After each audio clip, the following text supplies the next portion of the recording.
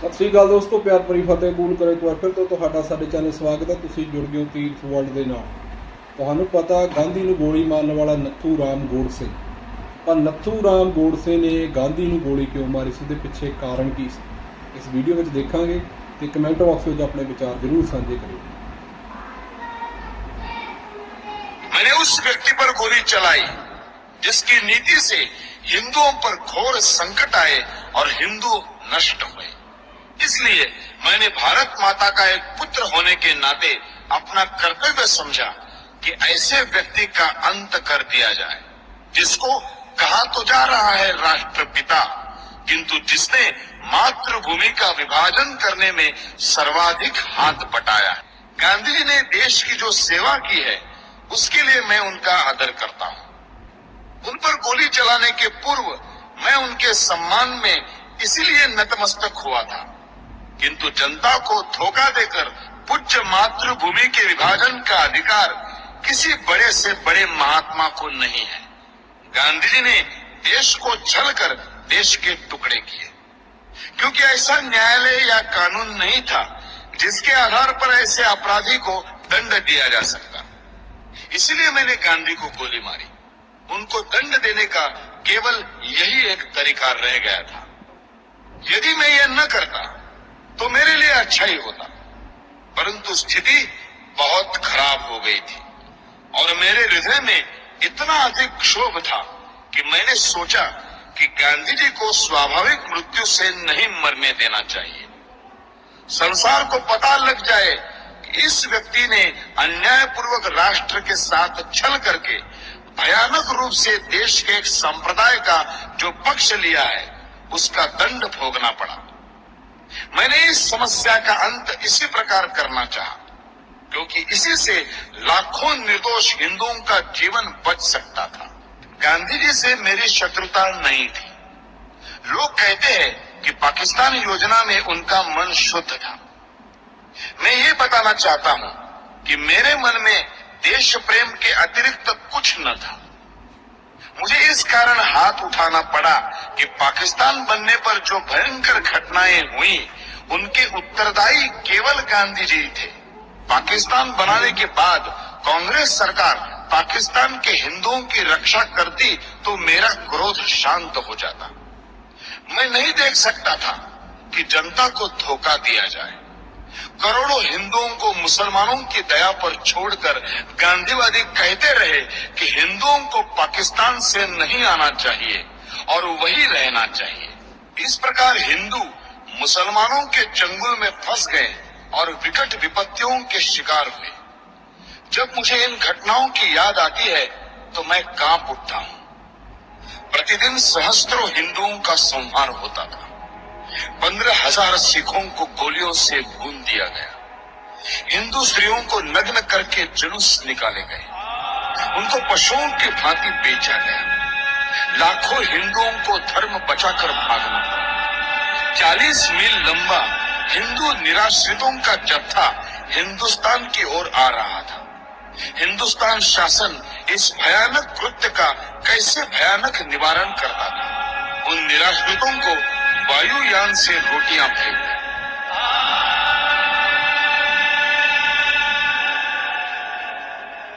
भारत सरकार पाकिस्तान से अत्याचार रोकने के लिए अनुरोध करती या धमकी देती कि यदि पाकिस्तान में अत्याचार बंद नहीं हुआ तो भारत में भी मुसलमानों की बुरी दशा होगी, तो इतने अत्याचार न होते। जब इस प्रकार की घटनाएं हो रही थी तब पाकिस्तान या मुसलमानों के विरुद्ध गांधी जी ने एक भी शब्द नहीं कहा। हिंदू जाति और संस्कृति को मिटाने के लिए मुसलमानों ने जो अत्याचार किए उनका मूल कारण गांधी है। यदि भारत की राजनीति को भली भांति संभाला जाता तो ऐसा हिंदू संहार कभी न होता जैसा अब हुआ, और जिसका उदाहरण इतिहास में कहीं नहीं मिलता। गांधी जी राष्ट्रपिता के नाम से पुकारे जाते हैं, जो अत्यंत सम्मान का पद है, पर वे पिता का कर्तव्य पालन करने में असफल रहे। उन्होंने तो बड़ी निर्दयता से राष्ट्र के 2 टुकड़े कर दिए। देश की जनता पाकिस्तान बनाने की घोर विरोधी थी। पर गांधी जी ने जनता को धोखा दिया। इसलिए मैंने भारत माता का एक पुत्र होने के नाते अपना कर्तव्य समझा कि ऐसे व्यक्ति का अंत कर दिया जाए, जिसको कहा तो जा रहा है राष्ट्रपिता, किंतु जिसने मातृभूमि का विभाजन करने में सर्वाधिक हाथ बटाया। मुझे ये पता था कि हत्या के बाद लोगों के विचार मेरे विषय में बदल जाएंगे। समाज में मेरा जितना आदर है वो नष्ट हो जाएगा। मैं जानता था कि समाचार पत्र बुरी तरह मेरी निंदा करेंगे, किंतु मैं नहीं जानता था कि अखबार इतने पतित हो जाएंगे कि सत्य का गला घोंट देंगे। गांधी जी के अहिंसा सिद्धांत के अनुसार हमें अत्याचार सहन करते जाना चाहिए और शस्त्र या शारीरिक शक्ति से प्रतिकार नहीं करना चाहिए। कानपुर में गणेश शंकर विद्यार्थी को मुसलमानों ने निर्दयता से मार दिया था। गांधी जी उनका उदाहरण देकर कहते थे कि इस प्रकार अहिंसा पर चलकर अपना बलिदान कर देना चाहिए।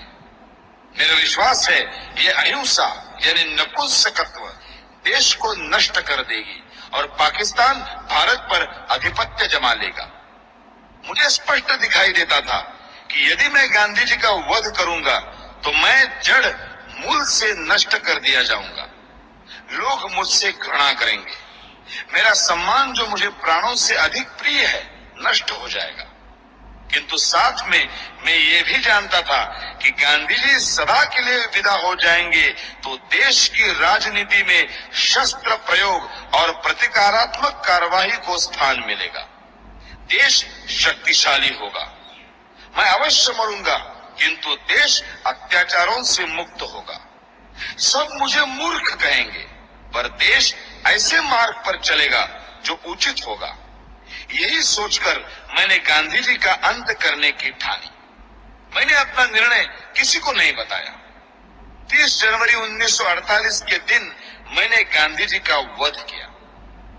मेरे पास कहने को और कुछ नहीं है।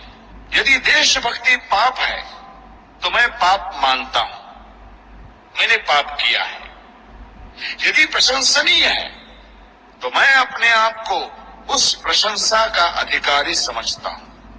मुझे विश्वास है यदि मनुष्यों द्वारा स्थापित न्यायालय से ऊपर कोई और न्यायालय होगा तो उसमें मेरे कार्य को अपराध नहीं समझा जाएगा। मैंने देश और जाति की भलाई के लिए ये काम किया है। मैंने उस व्यक्ति पर गोली चलाई जिसकी नीति से हिंदुओं पर घोर संकट आए और हिंदू नष्ट हुए। वास्तव में मेरे जीवन का उसी समय अंत हो गया था जब गांधी जी पर गोली चलाई थी। उसके पश्चात मैं अनासक्त जीवन बिता रहा हूं। मेरे लिए संतोष का विषय है कि मुझे कोई पश्चाताप नहीं है। आप मेरी इस भावना को जिस प्रकार देखना चाहे देखें और इस भावना के परिणाम स्वरूप मेरे किए हुए इस कार्य को देखकर जो दंड उचित समझे दे। इस विषय में कुछ कहने की मेरी इच्छा नहीं है। मैं किसी प्रकार की दया नहीं चाहता। मैं ये भी नहीं चाहता कि मेरी ओर से कोई दया की याचना करे। भगवान करे हमारा देश फिर अखंड हो और जनता उन विचारों का त्याग करे जो अत्याचारी के आगे झुकने की प्रेरणा देते हैं। भगवान से यही मेरी अंतिम प्रार्थना है।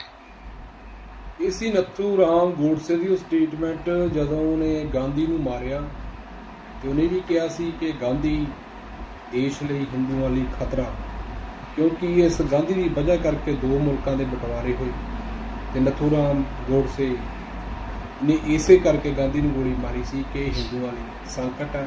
ਅਗਰ ਗਾਂਧੀ ਜਿਉਂਦਾ ਰਿਹਾ ਤਾਂ ਹਿੰਦੂ ਨਸ਼ਟ ਹੋ ਜਾਣਗੇ। ਸੋ ਇਹ ਨੱਥੂ ਰਾਮ ਗੋਡਸੇ ਦੀ ਸਟੇਟਮੈਂਟ ਸੀ। ਤੁਸੀਂ ਨੈੱਟ 'ਤੇ ਜਾ ਕੇ ਪੜ੍ਹ ਵੀ ਸਕਦੇ ਹੋ ਜੋ ਉਸਨੇ ਆਪਣਾ ਅੰਤਮ ਬਿਆਨ ਦਿੱਤਾ ਸੀ ਕਿ ਮੈਂ ਗਾਂਧੀ ਨੂੰ ਗੋਲੀ ਕਿਉਂ ਮਾਰੀ, ਕਿਉਂ ਗਾਂਧੀ ਦਾ ਕਤਲ ਕੀਤਾ। ਤੇ ਉਸ ਟਾਈਮ ਉਹਨੇ ਜੋ ਸਟੇਟਮੈਂਟ ਸੀ ਉਹ ਨੈੱਟ 'ਤੇ ਵੀ ਪਈ ਆ। ਤੁਸੀਂ ਸਟੇਟਮੈਂਟ ਦੇਖ ਵੀ ਸਕਦੇ ਹੋ, ਪੜ੍ਹ ਵੀ ਸਕਦੇ ਹੋ ਤੇ ਕਈ ਵੀਡੀਓ ਸੁਣ ਵੀ ਸਕਦੇ ਹੋ। ਸੋ ਵੀਡੀਓ ਦੇ ਕਮੈਂਟ ਬਾਕਸ ਵਿੱਚ ਵਿਚਾਰ ਸਾਂਝੇ ਕਰਿਓ। ਸਤਿ ਸ਼੍ਰੀ ਅਕਾਲ।